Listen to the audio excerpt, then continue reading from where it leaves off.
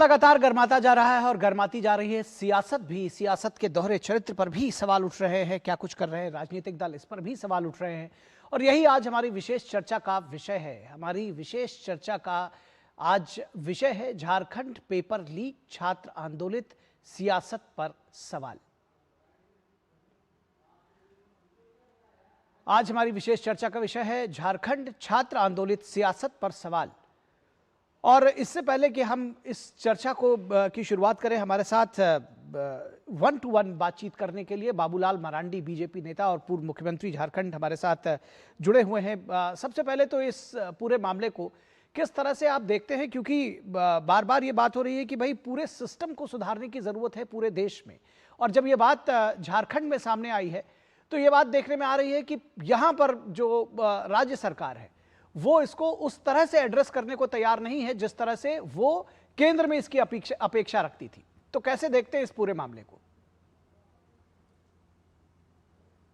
देखिए, अभी झारखंड में 2 एजेंसी है जहां भर्ती होती है।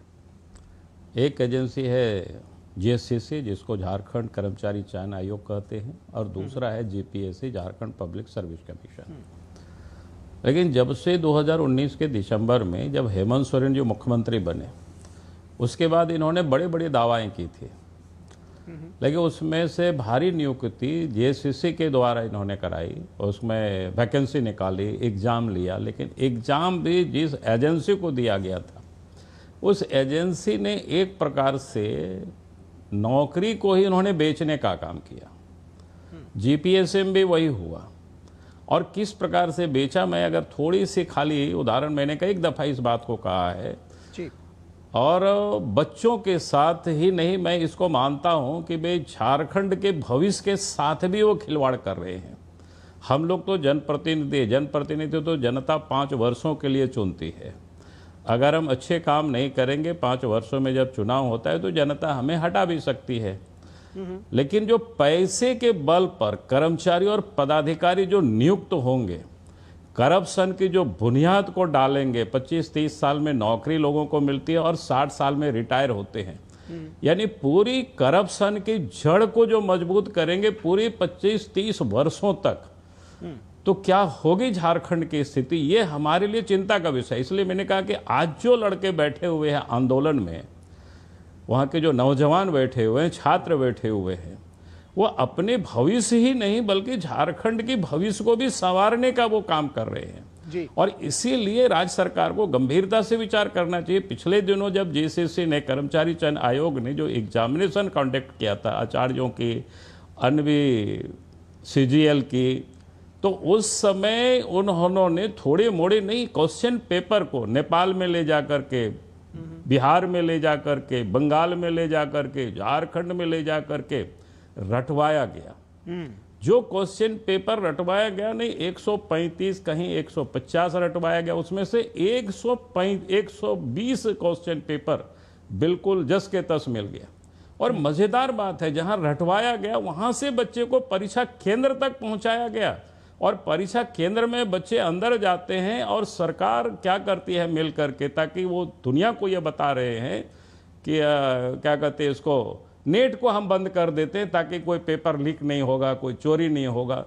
लेकिन चोरी की तैयारी तो उन्होंने पहले कर चुका है। पहले 1700 से करीब अधिक बच्चों को जो जानकारी मिल रही है, उन्होंने पैसे लेकर के क्वेश्चन रटवाया, एग्जाम हुआ और वो सारे लोगों ने पास किया। उसके बाद और क्या करते हैं, रिजल्ट आपको एक बार निकालनी चाहिए, ऑनर सीट एक बार निकालनी चाहिए, और कट ऑफ मार्क्स भी एक बार निकालनी चाहिए।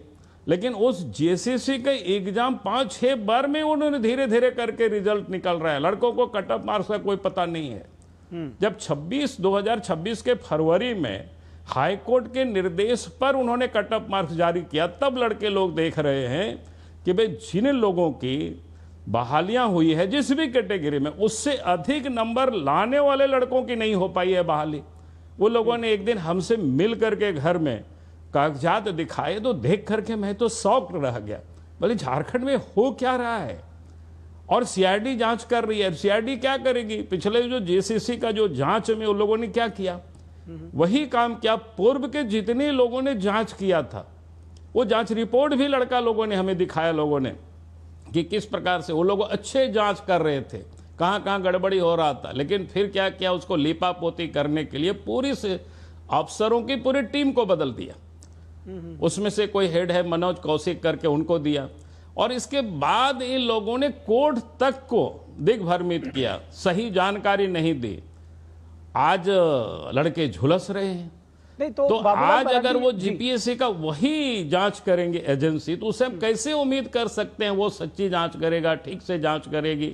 नहीं तो तो आप इसलिए सब कुछ ये गड़बड़ी वहां पर है जी, तो क्या और आप इसीलिए जी, हमने तो कहा, हमारी पार्टी का ये मत है स्पष्ट रूप से, भाई ये जो जीसीसी से जो एग्जाम हुआ है, चाहे शिक्षक की भर्ती हो, चाहे पीजीटी की हो, सीजीएल की हो, जिसकी भी हुई है, और फिर जीपीएससी की 11 से लेकर के 13वां तक के, सब विवादों में नहीं, सब में गड़बड़ हुआ है। इसलिए हम तो कहते हैं कि भाई इन सारे चुनावों को क्या कहते हैं, एग्जाम को रद्द करके और पूरे मामले को सीबीआई से जांच करानी चाहिए। नहीं, और उसमें से जितनी भी आयोग के अध्यक्ष रहे, सदस्य रहे और वहां जो पदाधिकारी रहे, उन सारे लोगों के ऊपर एफआईआर होनी चाहिए, उन सारे लोगों की गिरफ्तारी होनी चाहिए। क्योंकि पूरी तरह से सरकार उसको साफ नहीं करेगी तब तक ये संभव नहीं हो सकता है। और सरकार बिल्कुल चुप है। सरकार सोचती है कि हम मैनिपुलेट करके कोर्ट में भी हम जीत जाएंगे, लेकिन आप तो वहां के नौजवान, वहां के छात्र अब सड़कों पर है, आप उनको कितना दिनों तक अंधेरे में रखेंगे? अब झारखंड को क्यों आप बर्बाद करने पर लगे हुए हैं? ठीक है, तो ये जो स्थिति है झारखंड की, वो किसी से आज छुपा हुआ नहीं है। और मैं समझता हूं कि वहां के नौजवानों की जो मांग है बिल्कुल वाजिब है, और हमारी पार्टी सैद्धांतिक रूप से उनके साथ खड़ी है कि भाई हम ऐसी कोई बच्चों के साथ, भविष्य के साथ खिलवाड़ ही हम नहीं मानते। हम तो मानते हैं कि झारखंड के साथ वो खिलवाड़ हो रहा है, झारखंड को बर्बाद कर रहे हैं, झारखंड को करप्शन की बुनियाद वो मजबूत और कर रहे हैं। इसको ठीक करना हर झारखंडियों का दायित्व बनता है, कर्तव्य बनता है। ठीक, बाबूलाल जी आप हमें सुन पा रहे हैं? बाबूलाल जी, दरअसल मैं ये जानना समझना चाहता हूं कि जिस तरह से आपने बताया कि छात्र आए, उन्होंने पेपर्स दिखाए कि जो कम नंबर वाले हैं उनको ज्वाइन करा लिया, यानी कि ये मामला सिस्टमिक फेलियर का नहीं है जिस तरह से देश के तमाम राज्यों में पर्चे लीक हो जाते हैं, या ये चीजें हैं? यानी कि आप कह रहे हैं कि राज्य का जो नेतृत्व है, सरकार जो है, वो सीधे तौर पर इसमें जानबूझकर शामिल है, या सिस्टम का फेलियर है? नहीं, ये लीक का मामला नहीं है, ये तो नौकरी ही बेचा जा रहा है। पिछले दिनों आप सब, अभी थोड़े दिन पहले एक लड़का पकड़ाया इधर चौका या चंडी, क्या कहते हैं, कोल्हान साइड में जी। अभी कुछ दिन पहले ही वहां के कोई साहू जी ने उसको पकड़ा, किस प्रकार से बेच रहा था। और अखबारों में यह जानकारी मिली, पुलिस का क्या कहना है कि लड़का फ्रॉड है। हमने और तहकीकात ली, बोला कि भाई जेसीसी का अगर कोई क्लासिक सर्टिफाई अगर मेरिट लिस्ट उनके पास था और वो वसूली कर रहा था घूम घूम करके, अगर क्लासिक सर्टिफाई जो मेरिट लिस्ट है कैसे चला जाएगा किसी लड़का के पास? हमारे जैसे व्यक्ति को भी नहीं मिल सकता है, और किसी को मिलना भी नहीं चाहिए। तो ये जो उनके यहाँ पूरी तरह से गैंग बना हुआ है, जैसे अभी जिस तिवारी की बात की, जिन्होंने सीजीएल में नौकरी लिया, उनके भाई, उनके भाभी और भी कई लोगों को कराया, तो उसमें बड़ा इंटरेस्टिंग है। एक ये है अपने, क्या कहते हैं, ये जीपीएससी में जो एजेंसी काम करता था उसके ये स्टाफ है, ये मार्केटिंग का काम देखते थे। और वहां पर अघोषित रूप से कोई मिसलेश सिंह है, वो सीजीएल में वो काम देखते थे, जीसीसी में सीजीएल वगैरह का जो एग्जाम लेते थे, और दोनों ने मिल करके सरकार से। और पिछले दिन मैं आपको कहूंगा, ईडी ने छापा मारा था मुख्यमंत्री के बिल्कुल करीबी व्यक्ति जो विनोद सिन्हा कहते, उनके घर से मिला था एडमिट कार्ड बच्चों का उस समय। आखिर वो तो कोई जीपीएससी के या जेसीसी के कोई चेयरपर्सन तो है नहीं कि उनके घर में, और चेयरपर्सन भी होंगे तो उनके घर में क्यों रहेगा ये, क्या कहते हैं, एडमिट कार्ड, ये एडमिट कार्ड क्यों रहेगा? तो ये तो बिल्कुल स्पष्ट है, ये लोग धंधा कर रहे हैं। अभी भी जो जीपीएससी में जो मेंबर है, एक कांग्रेस पार्टी के नेता है कोई सम आलम करके, और एक सुप्रियो भट्टाचार्य की वहां पत्नी है अपॉइंटमेंट। अब कैसे उम्मीद कर सकते हैं? ख्यांते जैसा व्यक्ति को क्यों आखिर उन्होंने बनाया? ये तो कोई दुनिया जान सकती है। आप उनसे त्यागपत्र लेकर के 8 घंटा पूछताछ कर रहे हैं। भाई पूछताछ क्या कर रहे हैं? उनके ऊपर तो एफआईआर होनी चाहिए, अंदर कर देनी चाहिए ऐसे लोगों को। अच्छा, आप एक बात उन और भी लोगों है को लूटने के लिए बिठा रखे हैं। हम लोग शुरू से कह रहे हैं कि भाई वहां पर ऑनेस्ट ऑफिसर को बैठाइए। अब वहां पर ऐसी आप घटिया लोगों को बैठा रखे हैं, ऐसे करप्ट लोगों को बैठा रखे हैं जिसकी चरित्र ही पहले से संदिग्ध है। और तो इसीलिए हम कहते हैं कि भाई ये चाहते कोई पेपर लीक का मामला नहीं है यहां पर झारखंड में। यहां तो वसूली हो रही है। सरकारी नौकरी कोई 25 लाख में खरीद रहा है, कोई 40 लाख में खरीद रहा है। अभी तो जीपीएससी के बारे में लोग बता रहे थे कि 1-1 करोड़ में बात चली गई है बोली। और ये जो धांधली है इसको रोकना झारखंड में बहुत जरूरी है। बच्चों के भविष्य तो एक पार्ट है, लेकिन बच्चों के भविष्य के साथ साथ झारखंड का भी भविष्य इससे जुड़ा हुआ है। नहीं तो झारखंड तो बर्बाद हो जाएगा। 30-40 वर्षों तक ये करप्ट लोग वहां पदस्थापित हो जाएंगे तो करप्शन को ही और बढ़ावा देंगे, तो कैसे झारखंड ठीक हो सकता है? तो मैं आपसे दरअसल इस भर्ती व्यवस्था को सुधारने के लिए कोई रोड मैप पूछने का सोच रहा था कि बीजेपी के पास कोई रोड मैप है, लेकिन जब आप जो आरोप लगा रहे हैं उसके तहत मुख्यमंत्री का आप लोग इस्तीफा मांग रहे हैं, तो ये समझा जाए कि फिर तो कोई और दूसरा विकल्प ही नहीं है इस्तीफे के सिवा। देखिए, मैं बार बार कहता हूं कि इसका बिल्कुल विकल्प है, सीधा सीधा है। भाई आप इस समय जो गड़बड़ी है उसके तो मैंने कहा कि साफ साफ वहां के जितना चेयरमैन है, सदस्य है, इन सबको हटाना चाहिए। यहां तक कि ऑफिस के भी लोग हटाना ही नहीं, उनके ऊपर एफआईआर होनी चाहिए और गिरफ्तार करनी चाहिए उन लोगों को।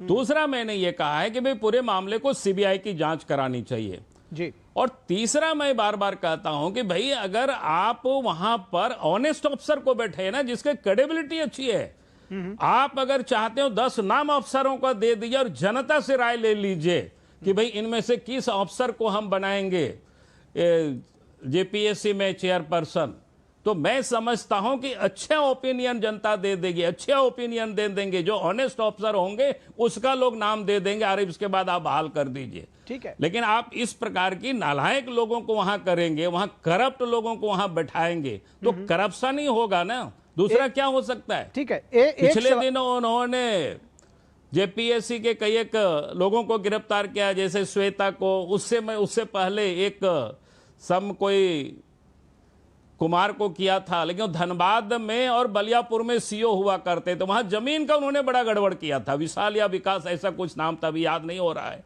जी। और उसके विरोध में हम लोगों ने धनबाद में लड़ा था, ऐसे भी जांच हो रहा था और उस केस में उनको उठा करके जेल ले गया। अब बताओ, ऐसे लोगों को परीक्षा नियंत्रक बनाएंगे?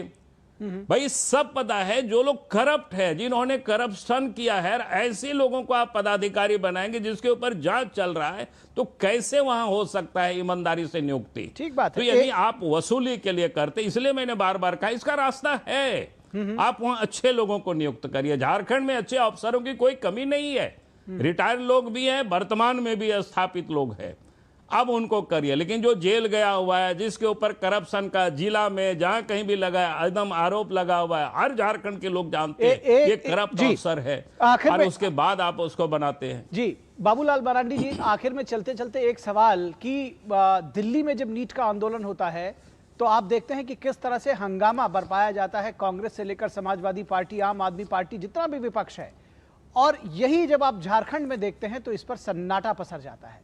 मैं चाहता हूं संक्षेप में इसका जवाब दें कि यह दोहरी राजनीति जनता देख रही है। नहीं, दोहरी राजनीति नहीं, मैं कहूंगा कि नीट को लेकर के तो ये लोग नाहक जिसको कहते हैं कि देश में अराजकता की स्थिति पैदा करना चाहते थे। भाई नीट का एग्जाम में गड़बड़ हुआ तो सरकार ने स्वीकार किया, उसका सीबीआई जांच को भी दे दिया, कार्रवाई भी हो गया, 10, 12, 13 लोगों की जेल भी लोग चले गए, और उसके बाद तुरंत री एग्जामिनेशन भी हुआ, रिजल्ट भी हुआ, बच्चों के एडमिशन भी हो रहा है। अब इसके बाद क्या चाहते हैं? इसके बाद उन्होंने मांग किया प्रधानमंत्री, क्या कहते हैं, प्रधान की हटाइए वहां से जी। वो भी देश हित में, छात्र की भावनाओं का ध्यान रखा, जबकि उनका कोई गड़बड़ी से मतलब नहीं, वो तत्परता से सब काम कर रहे थे, तब भी देश हित में उन्होंने त्याग पत्र दिया। तो आज इन लोगों की जो दोहरा चरित्र है, वहां यहां तो लीक हुआ था, वहां तो बेचा जा रहा है, और वो बिल्कुल कांग्रेस के लोग चुप हैं उस पर, एनडीए अलायंस के सारे लोग चुप हैं, वहां तो बेचा जा रहा है। मैं बार बार कह रहा हूं, और आप वहां जाइए, वहां जाकर के कांग्रेस के नेता छात्रों से पूछेगा क्या प्रमाण है आपके पास बेचने का, तो नौजवान ही सब सबूत आपको ला करके देंगे और इसके बाद आप बात करिए। ठीक है बाबूलाल जी, बहुत बहुत धन्यवाद आपका हमारे साथ जुड़ने के लिए, डीडी न्यूज़ के साथ जुड़ने के लिए धन्यवाद।